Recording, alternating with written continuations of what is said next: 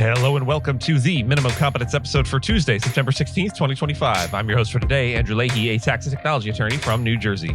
On today's episode, Maurene Comey's lawsuit, Musk's ex settles a trademark fight, Google lawyers seek $85 million in fees, and my column on Norway's wealth tax vote. Let's remember, you cannot do a kindness too soon, for you never know how soon it will be too late. And read today's legal news.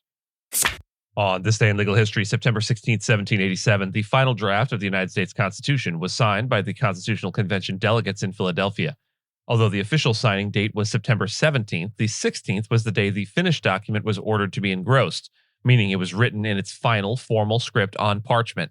This step marked the culmination of 4 months of intense debate, compromise, and drafting by delegates from 12 of the 13 original states. The Constitution replaced the failing Articles of Confederation and established a stronger federal government with distinct executive, legislative, and judicial branches. Debates on September 16th included last-minute details such as how amendments should be proposed and the extent of federal power over the militia.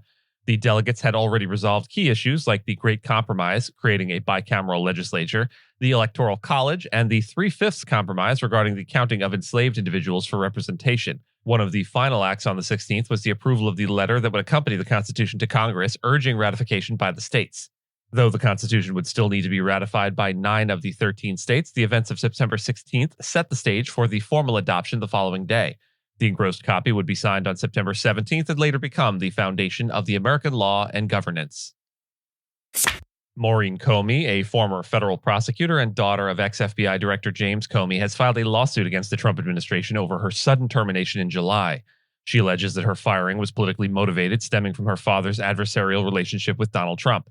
The lawsuit, filed in Manhattan federal court, names both the Justice Department and the Executive Office of the President as defendants and claims Comey was given no reason for her dismissal. According to the suit, Comey had received strong performance evaluations, including one in April signed by Trump-appointed U.S. Attorney Jay Clayton. Comey had played key roles in high-profile prosecutions, including the sex trafficking case against Ghislaine Maxwell and the recent conviction of Sean Diddy Combs on prostitution-related charges. She was fired just 2 weeks after the Combs trial ended. The email she received from DOJ Human Resources cited presidential authority under Article 2, but offered no specific explanation. When she asked Clayton about the decision, he allegedly said, quote, "All I can say is it came from Washington." The lawsuit challenges the administration's ability to remove career, non-political prosecutors and raises concerns about politicization of the Justice Department, particularly in cases involving Trump or his allies. Elon Musk's company X Corp has settled a trademark dispute with legal marketing firm X Social Media over the use of the X name. The case, filed in Florida federal court in October of 2023, stemmed from Musk's rebranding of Twitter to X, which X Social Media claimed caused consumer confusion and financial harm. As part of the resolution, both parties asked the court to dismiss the case with prejudice, meaning it cannot be reopened.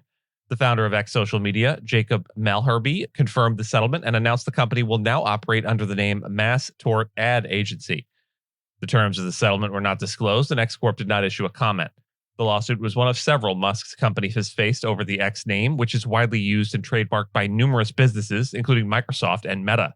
In its defense, X Corp argued that many companies have long coexisted with similar X trademarks and accused X Social Media of trying to exploit the situation for profit. This settlement follows another earlier agreement in which X Corp resolved a separate trademark claim brought by the firm Multiply. The dismissal brings closure to a case that raised questions about branding overlap and trademark dilution in an increasingly crowded digital landscape. 2 U.S. law firms, Bartlett Beck and Kaplan Fox and Kilsheimer, are requesting $85 million in legal fees after securing a $700 million settlement from Google over alleged antitrust violations tied to its Play Store. The settlement, which is still pending approval by U.S. District Judge James Donato, resolves claims that Google overcharged Android users by restricting app distribution and imposing excessive in-app transaction fees. Under the agreement, $630 million will go to a consumer fund, with another $70 million allocated to a state-managed fund shared by all 50 states, D.C., Puerto Rico, and the Virgin Islands. Consumers are expected to receive a minimum of $2 with additional compensation based on their Play Store spending from August of 2016 to September of 2023. Google also agreed to ease restrictions on app developers, allowing them to inform users about alternative payment methods and enabling easier direct app downloads from the web. The fee request amounts to approximately 13.5% of the consumer settlement fund, and the firms say they invested nearly 100,000 hours over more than 3 years. While Judge Donato previously raised concerns about the scope of the deal, no U.S. state has objected to the fee request so far. Google is not admitted to any wrongdoing as part of the settlement, and users will still have the opportunity to raise objections before final approval. And in my column for Bloomberg this week, I look at Norway's recent national election, which effectively became a referendum on one of the last remaining wealth taxes in Europe.